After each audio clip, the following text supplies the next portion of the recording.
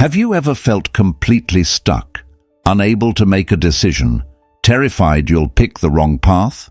Or have you chased after a goal, believing it would bring you ultimate happiness, only to feel empty once you achieved it?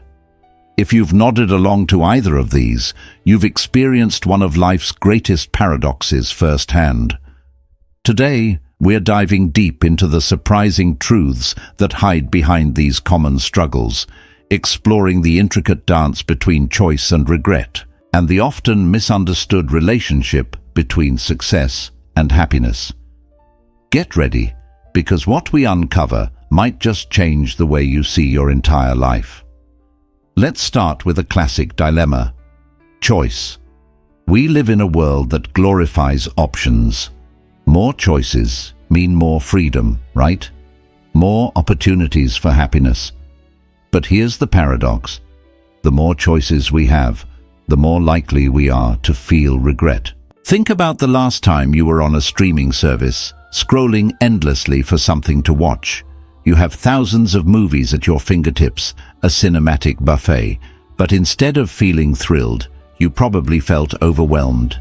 After finally picking something, you might have spent half the movie wondering if you should have chosen that other critically acclaimed film instead. That feeling, that nagging "what if," is the shadow of regret, and it often grows larger with every option we're given. Regret is a powerful emotion, and it's almost always tied to the choices we didn't make, the perceived missed opportunities.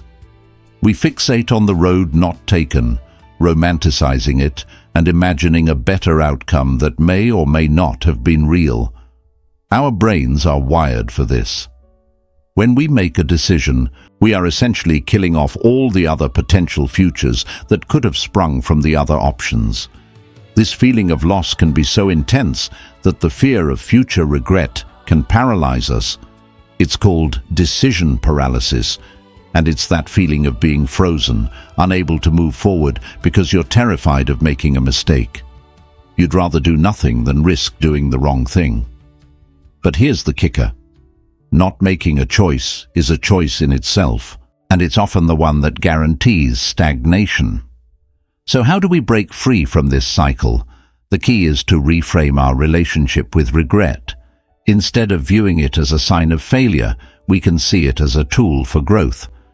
Regret is essentially your past self, sending you a message. It's pointing out a value you hold, a desire you might have ignored. If you regret not taking that job offer in another city, maybe it's not about the job itself, but about a deep-seated desire for adventure and new experiences.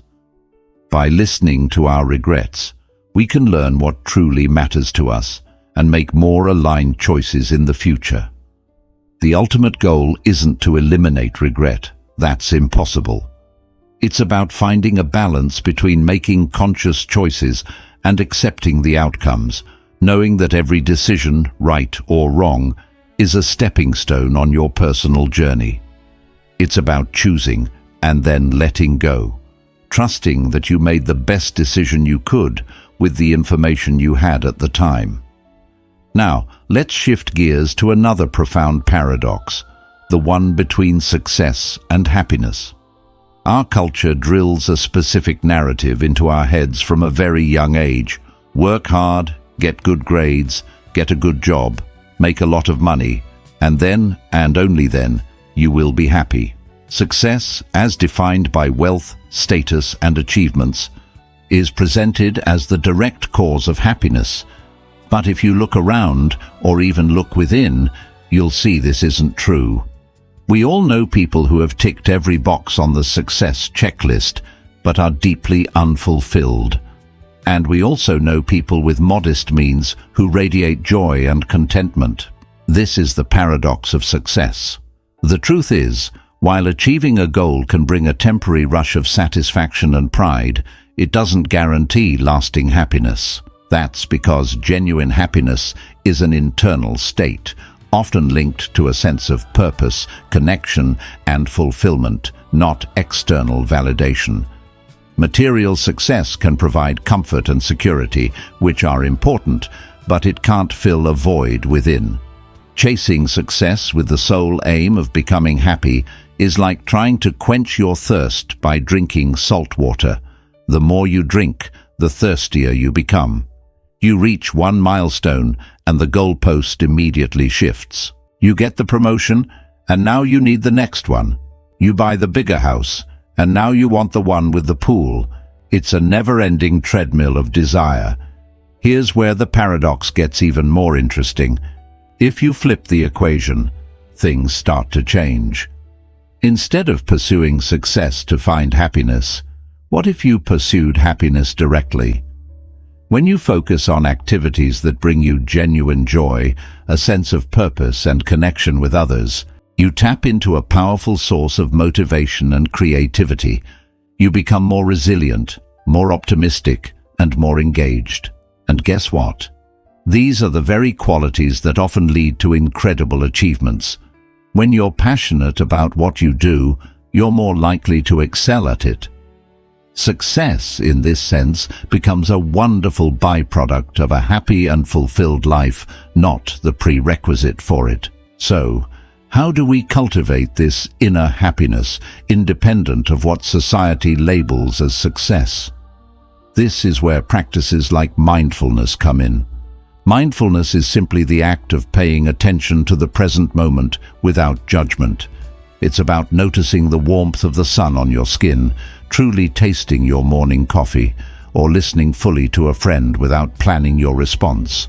By grounding ourselves in the present, we step off the treadmill of constantly striving for a future that we believe will make us happy. We begin to find joy in the small, everyday moments that make up the fabric of our lives. We realize that happiness isn't a destination we arrive at after years of hard work. It's a state of being that's available to us right here, right now. It's in the journey itself, not at the finish line. Ultimately, navigating the paradoxes of choice and success is about shifting our perspective.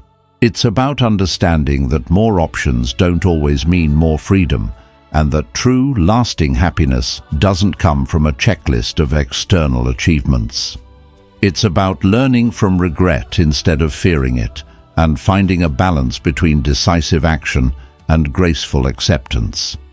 It's about building a life based on what brings you fulfillment and joy, and letting success be a happy consequence of that pursuit, not the goal itself.